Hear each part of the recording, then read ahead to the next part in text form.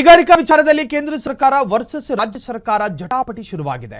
ಕೇಂದ್ರ ಕೈಗಾರಿಕಾ ಸಚಿವ ರಾಜ್ಯ ಕೈಗಾರಿಕಾ ಸಚಿವರ ಜೊತೆ ಸಭೆ. ಕೆಲವೇ ಹೊತ್ತಿನಲ್ಲೇ ಕೇಂದ್ರ ಸಚಿವ ಎಚ್ಡಿಕೆ ಜೊತೆಗೆ ಎಂಬಿ ಪಾಟೀಲ್ ಸಭೆ ಮಾಡ್ತಾರೆ. ಕೇಂದ್ರ ಕೈಗಾರಿಕಾ ಸಚಿವರು ಜೊತೆಗೆ ರಾಜ್ಯ ಕೈಗಾರಿಕಾ ಸಚಿವರಾಗಿರುವಂತಹ ಎಂಬಿ ಪಾಟೀಲ್ ಇಬ್ಬರ ನಡುವೆ ಸಭೆ ನಡೆಯುತ್ತೆ.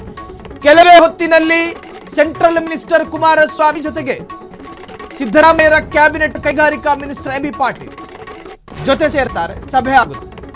ಕೈಗಾರಿಕೆ ವಿಚಾರದ ಬಗ್ಗೆ ಮಾತುಕತೆ. ಕೇಂದ್ರ ಸಚಿವರಾದ ಬಳಿಕ ಮೊದಲ ಬಾರಿಗೆ ವಿಧಾನಸೌಧಕ್ಕೆ ಬಂದು ಮೀಟಿಂಗ್ ಮಾಡ್ತಾ ಇರುವಂತಹದ್ದು ಸೆಂಟ್ರಲ್ ಮಿನಿಸ್ಟರ್ ಆಗಿರುವಂತಹ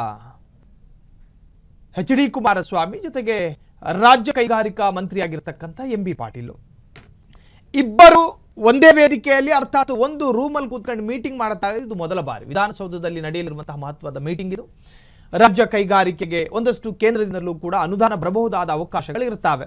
ಬಿಕಾಸ್ ನಾವು ಕೂಡ ಟ್ಯಾಕ್ಸ್ ಪೇಯರು, ಕರ್ನಾಟಕ ಕಟ್ಟಿದ ತೆರಿಗೆಯ ಆಧಾರದಲ್ಲಿ ಆಯಾಯ ರಾಜ್ಯಕ್ಕೆ ಕೇಂದ್ರ ಸರ್ಕಾರ ಅನುದಾನವನ್ನು ಬಿಡುಗಡೆ ಮಾಡೋದು ಸಾಮಾನ್ಯ ಪ್ರಕ್ರಿಯೆ. ಸೊ ಈ ಸಂದರ್ಭದಲ್ಲಿ ರಾಜ್ಯದ ಕೈಗಾರಿಕಾ ವಲಯದ ವರಮಾನಗಳು ಹೇಗಿದ್ದಾವೆ, ಕೈಗಾರಿಕಾ ಕ್ಷೇತ್ರದ ಈಗಿನ ಪ್ರಸಕ್ತ ಪರಿಸ್ಥಿತಿ, ಅದರ ಬಗ್ಗೆ ರಿಪೋರ್ಟ್ ಅನ್ನು ಕೇಂದ್ರ ಸಚಿವರಿಗೆ ಕೊಡೋದು ತಪ್ಪಿಲ್ಲ. ರಾಜ್ಯದ ಕೈಗಾರಿಕಾ ಮಿನಿಸ್ಟರ್ ಆಗಿ ಎಂಬಿ ಪಾಟೀಲ್ ರವರು ಅವೆಲ್ಲ ವಿದ್ಯಮಾನಗಳನ್ನು ಕೂಡ ತಿಳಿ ಹೇಳಲಿದ್ದಾರೆ. ಸೊ ಅದರ ಕುರಿತು, ಅದರ ಡೆವಲಪ್ಮೆಂಟು, ಅದರ ಅಭಿವೃದ್ಧಿ ಜೊತೆಗೆ ಅನುದಾನ ಈ ಬಗ್ಗೆ ಕೂಡ ಚರ್ಚೆಯಾಗೋ ಸಾಧ್ಯತೆಗಳಿದ್ದಾವೆ.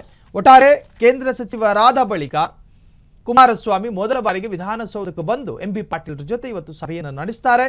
ಸೊ ಈ ಸಭೆಯ ಮುಖ್ಯನ ರಾಜ್ಯಕ್ಕೆ ಲಾಭ ಆಗುತ್ತೆ ಅನ್ನುವಂತಹದ್ದು ಎಂಬಿ ಪಾಟೀಲ್ರ ಮುಂದಿನ ನಡೆಯ ಮೇಲೆ ತೀರ್ಮಾನ ಆಗುತ್ತೆ.